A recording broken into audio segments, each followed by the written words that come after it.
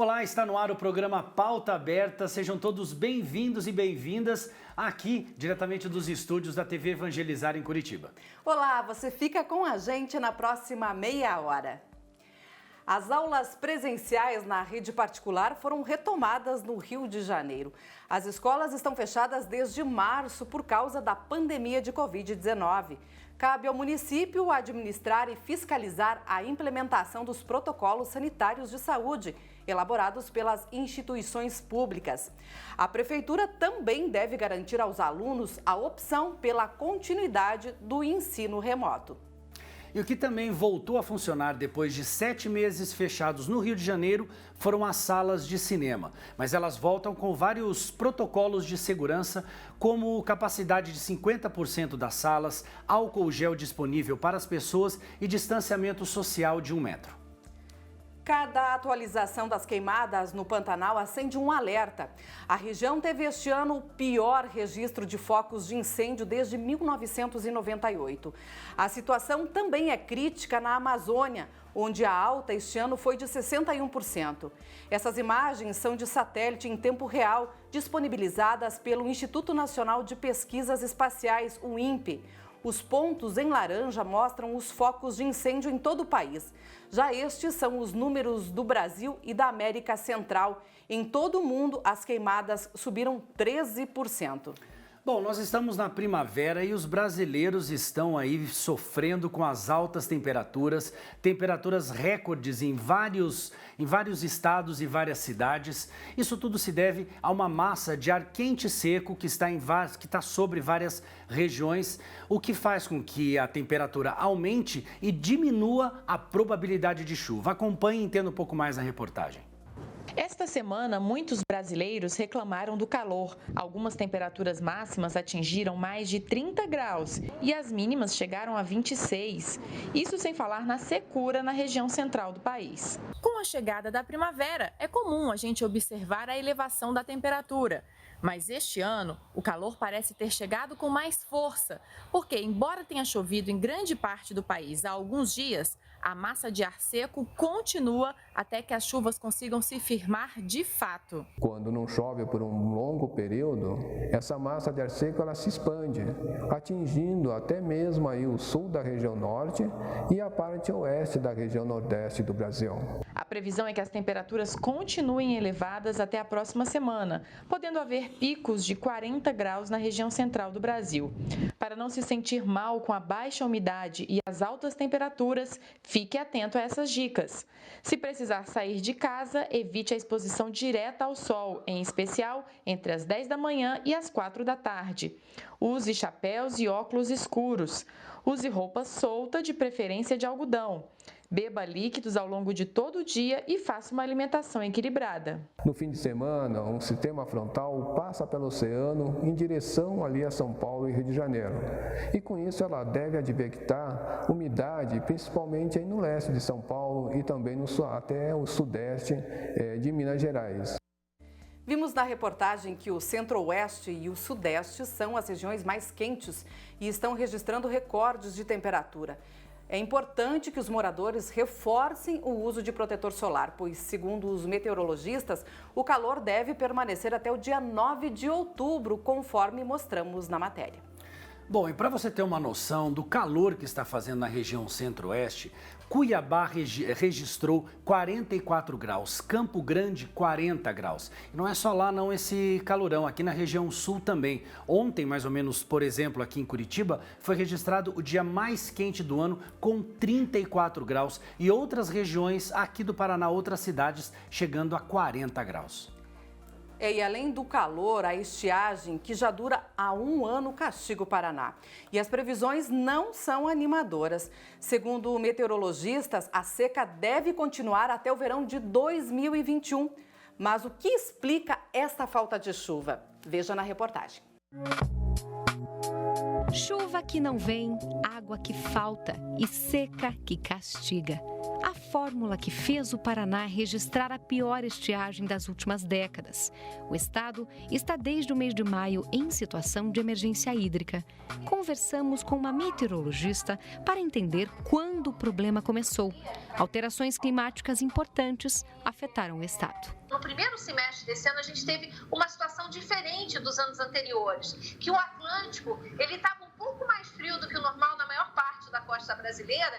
Isso dificultou um pouco a passagem das frentes frias. A gente teve menos frentes frias do que o normal. No primeiro trimestre, janeiro, fevereiro e março, a gente tinha uma situação de El Niño, Pacífico Equatorial um pouco mais aquecido do que o normal. E normalmente o El Niño traz mais chuva do que o normal para o sul do Brasil. Mas esse fenômeno era muito fraquinho, né? Então ele não conseguiu ajudar na chuva do sul. E além disso, eu tinha um Atlântico mais frio, fazendo as frentes frias serem mais oceânicas do que continentais. Quer dizer, elas passavam mais pelo litoral do Paraná do que efetivamente pelo estado. E aí não traziam chuva significativa e o volume ficou abaixo do normal. E essa falta de chuvas deixou as barragens que abastecem Curitiba e região metropolitana quase secas. Situação que levou a Companhia de Saneamento do Paraná, a Sanepar, a adotar um rodízio no abastecimento de água. Os nossos reservatórios chegaram ao índice mais baixo da sua história. Chegamos a 27%.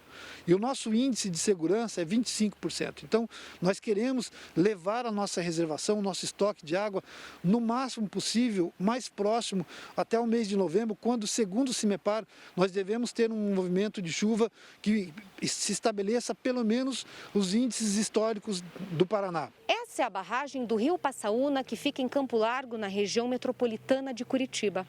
Aqui na ponte percebemos que o nível da água está muito abaixo do normal. Hoje a barragem opera com 29% da capacidade total, apenas 4% a mais do nível de alerta, que pode levar a Sanepar a adotar medidas mais rigorosas. Esse espaço onde nós estamos hoje aqui é um espaço de navegação quando ele está cheio. As pessoas vêm de caiaque, de stand-up paddle, né, do SUP. E hoje aqui é impossível, as tuas imagens vão confirmar isso. Então nós estamos muito longe do restabelecimento do fornecimento normal de água. E o que preocupa ainda mais é que as previsões não são animadoras. Setembro e outubro tem chuva entre normal e um pouquinho acima da média. Mas novembro, dezembro e janeiro, que são meses que de bons volumes de chuva, tendem a ficar abaixo da média por causa da laninha e por causa da condição de Oceano Atlântico também. Então, existe uma possibilidade, de novo, da gente continuar, ter mais um verão com chuvas abaixo da média no Paraná e com a chuva muito irregular. É fato que a crise hídrica já se instalou e que ainda vamos atravessar períodos de seca. Mas quais são as alternativas para lidar com a situação? O seu Valmir encontrou uma solução. E não é de hoje. Há 7 anos pesquisou muito e construiu uma cisterna para reaproveitar a água da chuva. A água é captada no nosso telhado, né? Cai na nossa cisterna, passa por uma caixa, depois passa por um filtro, né? Que esse filtro ele já foi aperfeiçoado 2 vezes, não era daquela forma, já ficou mais prático, mais fácil, fica armazenada na cisterna. Assim que a cisterna dá um nível, eu tenho mais 2 caixas, né, de água, uma nos fundos e outra na frente. A da caixa da frente são 1.000 litros, que é usado para dar descarga no vaso sanitário. Para ele, a economia foi notável. E essa economia, a gente faz os cálculos, é em torno de 48 mil litros por ano, né, o que durante esses 7 anos nos proporcionou uma economia de 336 mil litros de água. E esse valor de água, mais o valor de esgoto, durante esses 7 anos, já nos rendeu mais de R$5.000. Qualquer pessoa pode ter uma cisterna em casa, mas atenção, é preciso planejar bem antes. A instalação de uma cisterna ou de um reservatório para aproveitamento da água da chuva, então, ela deve ter alguns cuidados. Por exemplo, aonde que essa pessoa vai instalar? Aproveitar o máximo da cobertura para que tenha, com isso, o máximo de água suficiente para fazer, então, a limpeza, eventualmente usar na descarga, requer um certo cuidado e um planejamento. Independentemente das alternativas ou da situação climática, uma coisa é certa: precisamos economizar o nosso recurso mais precioso. Nós já noticiamos no Pauta Aberta que o Brasil deve receber 100 milhões de doses da vacina de Oxford, contra o coronavírus, assim que estiver disponível. E tem atualização. A AstraZeneca e a Fundação Oswaldo Cruz confirmaram que a produção nacional deste imunizante começa em dezembro. No início de setembro, uma reação adversa em um dos voluntários no Reino Unido provocou a suspensão dos testes da vacina em uma semana. Mas hoje, AstraZeneca e Fiocruz garantiram que a paralisação não gerou atraso. No momento, nós não temos nenhuma informação de que esse atraso de uma semana irá impactar em qualquer informação ou em qualquer processo de liberação da vacina, muito pelo contrário, estamos dentro do cronograma, estamos trabalhando o mais alinhado possível com o Ministério da Saúde, com a Fiocruz e buscando realmente antecipar tudo o que for possível para trazermos essa vacina o mais rápido possível para o Brasil. Os testes com a vacina contra a Covid-19 devem terminar em novembro e já em dezembro está previsto o início da produção nacional. Segundo o acordo entre Fiocruz e AstraZeneca, o Brasil terá 265 milhões de doses até 2021, mas a ideia é antecipar ao máximo esses prazos. A presidente da Fiocruz, Nízia Trindade, disse que a fundação vai tentar ao máximo acelerar as etapas para que a vacina esteja disponível para a população o quanto antes, mas sempre colocando em primeiro lugar os critérios de eficácia e segurança. A Agência Nacional de Vigilância Sanitária busca agilizar o processo de registro da vacina no país, acompanhando de perto todas as etapas. E o governo já está se preparando para a distribuição das vacinas no Sistema Único de Saúde, com a aquisição de seringas e definição dos grupos prioritários. Estamos acompanhando passo a passo com relação à AstraZeneca e estamos também nos antecipando, fazendo o nosso dever de casa, com relação aos estudos dos grupos prioritários, das estratégias de um plano de imunização para a Covid-19. O SUS tem uma capilaridade de 37 mil postos de vacinação no nosso país. E confira no próximo bloco. A tendência do home office veio para ficar. E como será que as empresas estão se adaptando para isso? E ainda, debates das eleições presidenciais dos Estados Unidos estão causando polêmicas. Nossa pausa é rápida, voltamos já.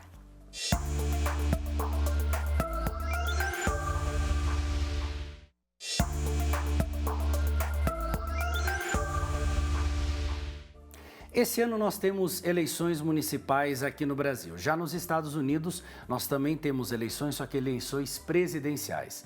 E os dois principais candidatos é o atual presidente dos Estados Unidos, o Donald Trump, e o outro candidato, o Joe Biden.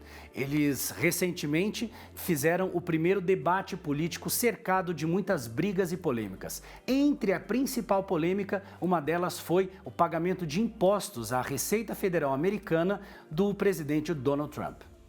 Os dois candidatos à presidência se enfrentaram durante 90 minutos.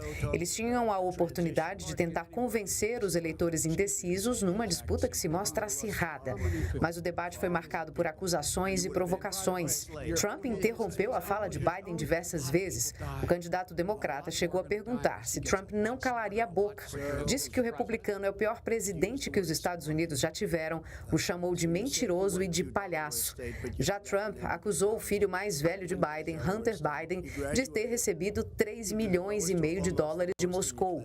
Insinuou que os democratas querem fraudar as eleições com o voto pelos Correios e fez um apelo pedindo que todos compareçam às eleições no dia 3 de novembro. No meio desse clima de confusão, os candidatos perderam a chance de apresentar propostas concretas para assuntos importantes como economia, saúde e a pandemia do coronavírus. O voto nos Estados Unidos pode ser feito antecipadamente e até agora 1.300.000 eleitores já votaram. Bom, e a reportagem mostrou que as eleições nos Estados Unidos têm particularidades bem distintas com relação até em comparação aqui no Brasil. Uma delas lá é com relação ao voto, que por lá ele é facultativo, enquanto aqui no Brasil, como você sabe, ele é obrigatório. Apesar da tecnologia americana ser mais avançada em vários setores, não é? Nós temos as nossas urnas eletrônicas que são mais modernas e seguras do que o sistema americano. Neste período de pandemia, muitas empresas adotaram o estilo home office, quando os colaboradores trabalham em casa. Essa é uma tendência que deve continuar após o isolamento social. Apesar da nova implantação, o home office ainda é cercado de muitos desafios. Confira na reportagem. A Alana está há quase 3 meses assim, trabalhando em casa, estilo conhecido como home office. Ela é funcionária de uma empresa de tecnologia e até agora só viu vantagens. Quando eu sento para trabalhar, eu esqueço todo o resto que tem em volta. Então não tem barulho, não tem gente conversando, ou muita gente me chamando. Eu estou sentindo que eu estou rendendo mais. Mas o começo não foi tão fácil. Ela teve que se adaptar. Eu tive que impor para mim horários. Então, tem um horário para iniciar, horário para finalizar, horário das pausas. Uma pesquisa apontou que 80% dos gestores de empresas no Brasil aprovam o home office. O Eduardo é um deles. Diretor comercial da empresa onde a Alana trabalha, já percebeu a diferença na produtividade. A gente percebe que a produtividade do pessoal, do nosso pessoal, trabalhando em casa, ela está aumentando. E nós sabemos exatamente os porquês, Fabiana. É justamente porque no modelo físico você tem algumas distrações no ambiente, até aquela questão das pessoas conversarem, se encontrarem no corredor, Muitas vezes, para você cumprir uma agenda, você precisa se deslocar fisicamente até o local para encontrar aquela pessoa, encontrar um possível cliente, ou que essa pessoa venha até a tua empresa. Então, a gente tem essa perda de tempo justamente nesse deslocamento físico. Para o gestor, o retorno positivo dos colaboradores mostra que é possível manter essa forma de trabalho. Fazer com que talvez metade das pessoas vão trabalhar fisicamente, metade fique em casa, criando um revezamento onde todos os colaboradores possam se beneficiar disso. A gente percebe que a questão financeira é importante, mas principalmente a satisfação pessoal das pessoas em estarem conseguindo produzir, mas estarem também perto de suas famílias, mais perto, ou seja, dentro das suas casas, isso tem aumentado a satisfação e eu acredito que a produtividade é proporcional a essa satisfação. E pesquisadores da Universidade de São Paulo e de outras instituições concluíram o primeiro banco de dados de genoma para idosos da América Latina. Um grande avanço nesse setor. É o primeiro e o maior sequenciamento genético de idosos da América Latina. São mais de 1.000 idosos da cidade de São Paulo, analisados por 10 anos. Os pesquisadores da USP conseguiram identificar 2 milhões de mutações genéticas que não estavam presentes nos bancos de dados internacionais. Os resultados, entre outros benefícios, vão ajudar a tornar a medicina mais precisa, individualizada, com a redução dos efeitos colaterais. Antes de você tomar um remédio, você vai fazer o estudo do teu genoma, E de acordo com o estudo do genoma, você vai dizer, olha, essa é a melhor droga para você. A gente tem que lembrar que a resposta a drogas depende do nosso genoma, E o que é bom para um pode não ser bom para o outro. As descobertas a partir do genoma fortalecem a esperança de envelhecer com saúde. Os cientistas descobriram nos mais idosos o que chamam de genes protetores. Eles explicam por que algumas pessoas com mais de 100 anos tiveram uma forma leve ou resistiram à Covid, por exemplo. Tem alguns desses centenários, inclusive, que já tiveram câncer e sararam, que já tiveram doenças graves e sararam. E a gente quer, então, identificar quais são esses genes protetores e o que eles fazem, porque aí a gente vai poder extrapolar isso para todo mundo, mesmo para quem não tem os genes protetores. O estudo se soma aos esforços mundiais para catalogar o genoma humano, para que em alguns anos a medicina de precisão possa estar ao nosso alcance. Nos próximos 5 anos, provavelmente. Não vai ser uma coisa para todas as drogas, mas cada vez a gente vai ter isso para um maior número de drogas. E hoje você consegue sequenciar um genoma inteiro com $1.000. O custo caiu muito, mas hoje só vale a pena você sequenciar teu genoma se você tiver uma suspeita de uma doença genética. E o programa Pauta Aberta de hoje fica por aqui, agradecendo mais uma vez o seu carinho e a sua audiência. Obrigada pela sua companhia. Lembrando que você pode rever este programa e as reportagens que foram exibidas aqui no Pauta Aberta no nosso canal no YouTube. O endereço está aparecendo aí na sua tela. Fique bem, fique em paz. Tchau. Tchau, até amanhã.